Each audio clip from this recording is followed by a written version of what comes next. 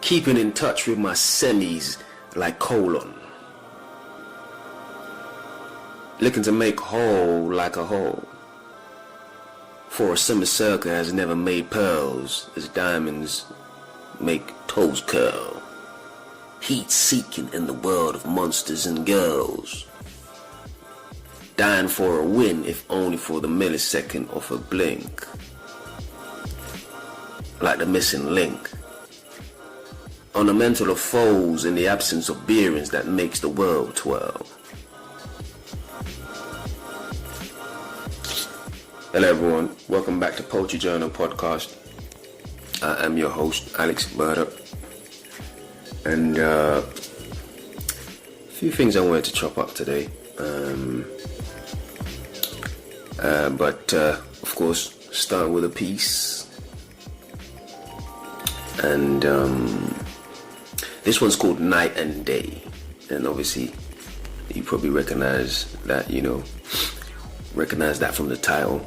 I will name it Night and Day, as I normally do that. But that's pretty much half of it. But I just wanted to give you a little glimpse of it. But let me just read the whole thing, and then I'll just break it down and just speak on it.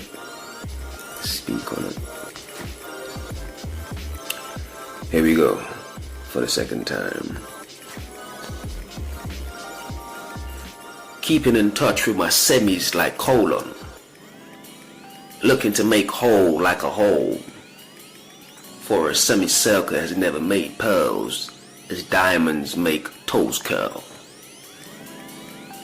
Heat seeking in the world of monsters and girls.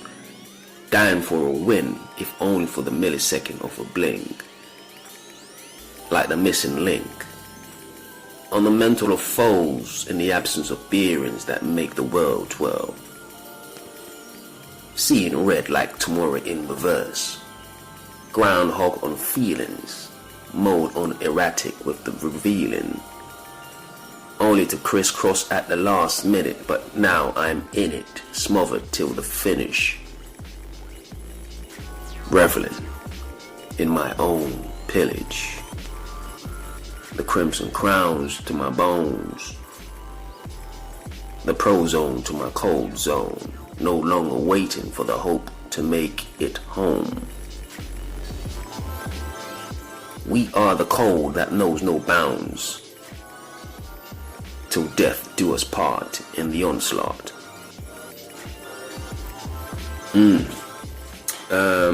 So this is a piece. This is a quote from a piece that I wrote, and a few things I would like to just throw at you. These are my spanners in the work. Before I speak on, my interpret, where that came from. Question: can a flower survive eternal night? Can it thrive? And I would say, if it can survive eternal night, can it also thrive and flourish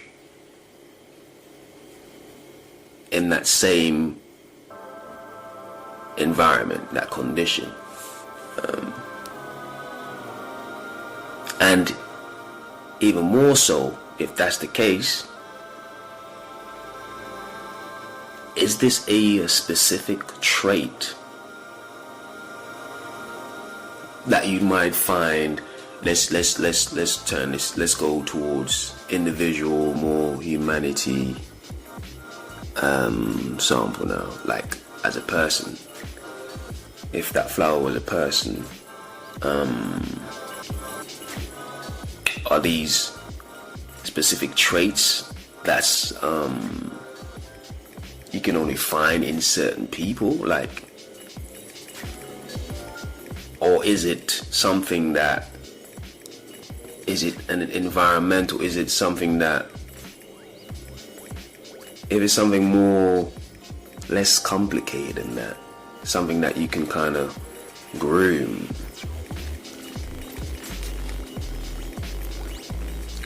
these are the questions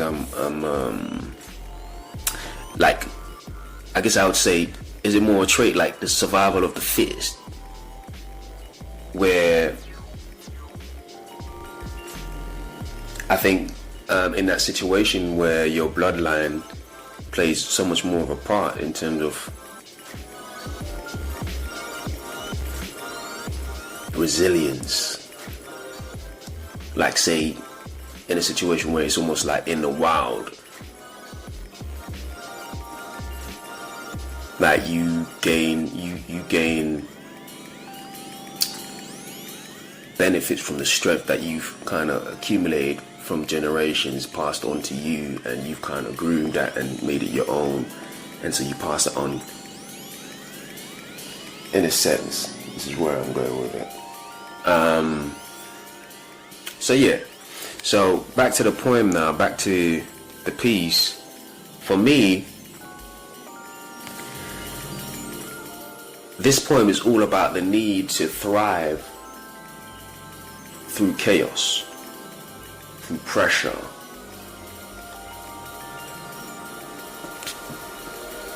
to make diamonds from dirt, in a sense, to groom and grow and ascend in the night, so to speak.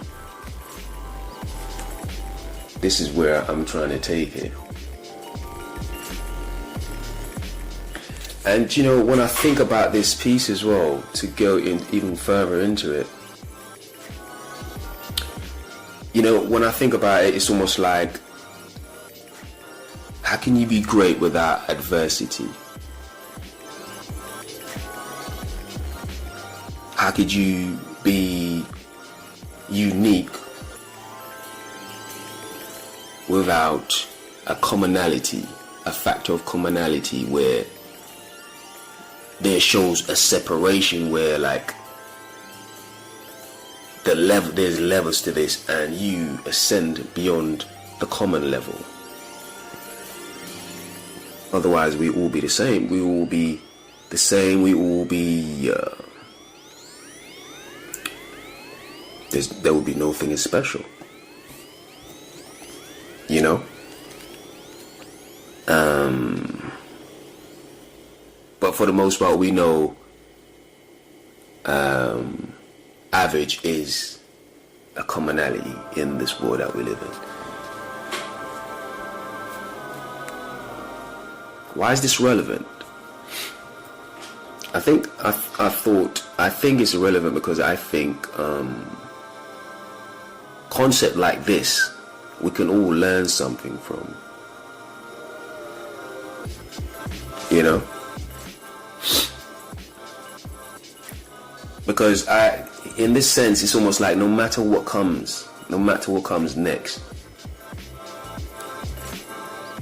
and I'm speaking about what I mean by that is more like whatever situation you're in, whatever hardship, whatever turmoil that comes to your life,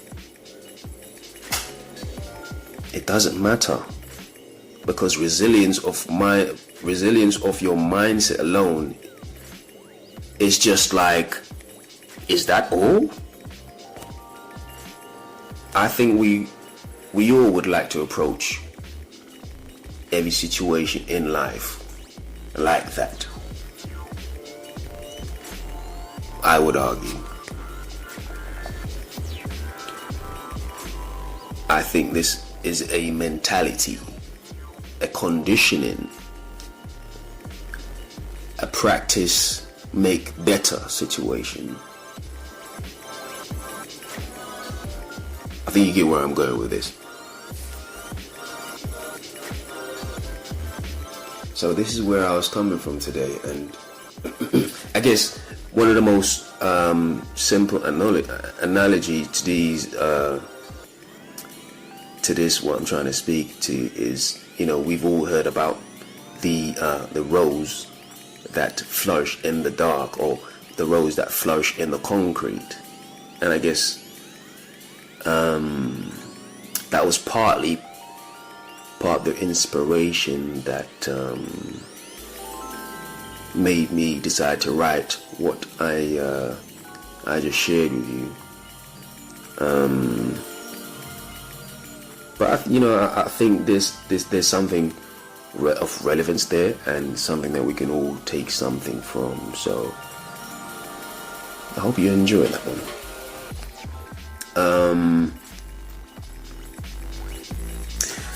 Yes. So this time, the next thing I want to speak about is not necessarily nutrition, but I know we all have situations in life where we're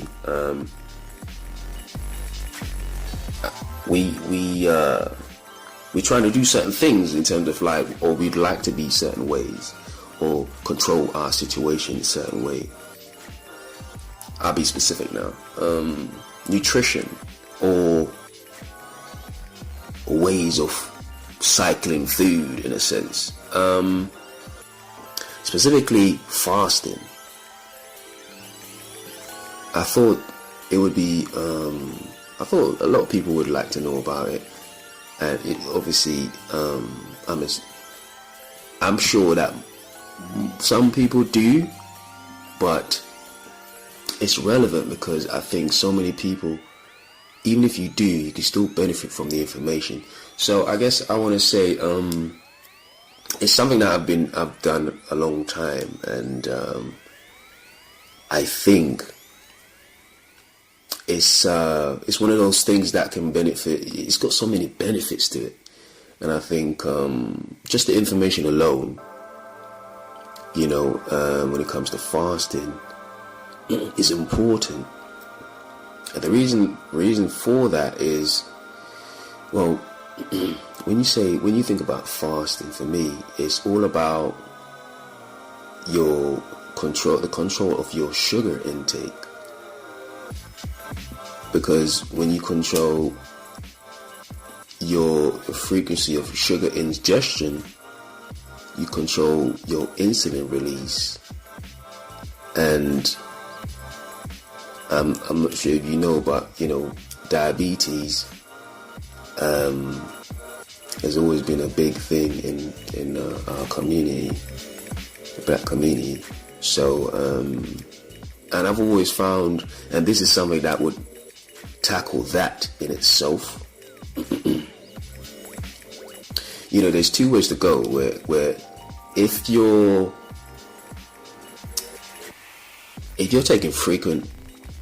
having sugar frequently throughout the day, that would put you in a situation, a condition where they called insulin resistance. Resistance because your body gets so used to it all the time, because technically insulin is kind of like a key for unlocking cells to allow nutrients in them. And so you can imagine you're just in and out. And so when you're in a state of insulin resistance, that key, which is insulin, becomes less effective. And over time, that's what eventually leads to type 2 specifically, type 2 diabetes. Type 1 is more an autoimmune situation where it's attacking the pancreas. So I'm not really worried about that. I'm not really speaking to that one, but more type 2. I would say, despite what I'm saying now, I would advise a lot of people to kind of look into it. But if you cut down on if you fast, by default you're cutting down your sugar intake, like sugar frequency intake, and so that would take you to the other side of the spectrum where you're more insulin sensitive, and this is where you want to be, where your body is so much more able to kind of take grasp of all the good stuff that you eat into these cells, and it can make you you can be so much more healthy. Even if you're like somebody that's into sports like myself, or train, and you're trying to be bigger or something like that, you know, this state, insulin sensitivity, it makes it more able for you to kind of absorb more quality protein. So, something to think about. Also, one of the biggest thing I've always found with fasting, because I've been doing it for years, but one of the biggest benefits of fasting is, I think I mentioned this before, just briefly, but it's back to doing fasting where autophagy, you know, that was an inspiration for a piece I spoke about. I think I call it mental autophagy. But the thing with autophagy is actually the process you body go through after you fast to like 18 to 24 hours. Between 18 and 24 hours, your body begins this process, and it's almost like a regenerative process for your cells. And you know, these, if you continue this over time, it leads to slowing of age. You know, you age slower over time, and the process is called autophagy.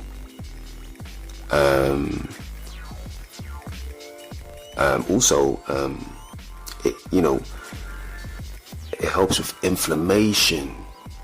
You know, good. So, and if you think about inflammation, that's so good for your heart when you reduce inflammation. So, I think it's relevant to me, and I really want to speak about it and just give little gems here and there that, you know, I'm sure certain people know, but some don't.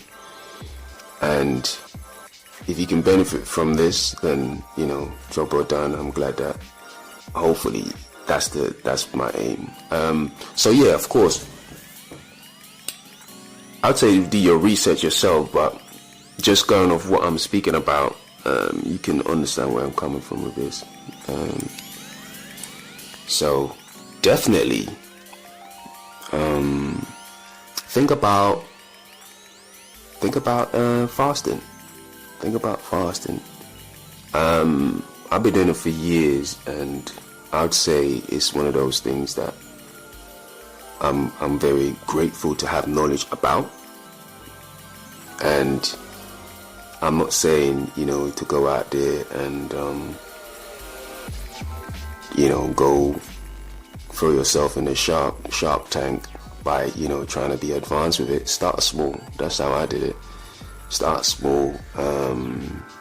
Even, you know, if you fast like half a day, you know, you just eat at 12, break your fast at 12 after you wake up, or different things like that. I think those things, yes, because, you know, break your fast at 12, and then, you know, you might do that for like a month, and what you find is your body actually wants to, your body stays that way, like it actually wants to wait now to eat. Then you go to 1, 3 p.m, 4, 5, and eventually what you'd find is you don't even, your body likes it and you want to fast for a long period, and eventually before you know it, you're at 24 hours and you haven't eaten and you feel good. And once you reach that point, it's almost like now you can play with it, where you can control how you eat, when you eat. You know, it's so important to have control over these things. So definitely, I think we all need to kind of, well, I wouldn't say we all, but I'd say I would suggest this. I think it's something that it's definitely worth a try if you're somebody that's trying to, you know, control your dieting, etc., etc. So I wanted to throw that out there, so I hope you find it useful. Finally, the last thing I really want to mention is that my book, Poetry Journal, Growing Pains, is having a price drop in the US market. I'm aware that a lot of, from the analytics, I'm aware that there's a lot of US, a lot of my listeners are from the US, and I hope you find the information I'm putting out there useful. And also, yes, back to what I was saying, my point is Growing Pains, Poetry Journal Growing Pains, is having a price drop for a week, and I would love for people to kind of jump on this and really have a look at what I'm trying to express out there, because it's very important to me, and I would love your support. If you haven't seen if you haven't gotten a grasp of what I'm putting out there, of course you have an idea, but this is like a whole, it's the whole a whole book for you to kind of go through, and there's different themes the way I've set it out. It's not just thrown together, just random. There's themes, and it goes, it builds, and there's therapy to it as well. So I would love for you to try it out. It's available on Amazon now. That's Poetry Journal, POTRYJOURNAL, Growing Pains. And this is the ebook version I'm talking about. But that's it for today, and thanks everyone for tuning in, and I appreciate you, and we'll speak again soon. And like I said, I always say, easy to find me. Just reach out on any platform, or even on this platform. Take care and speak soon.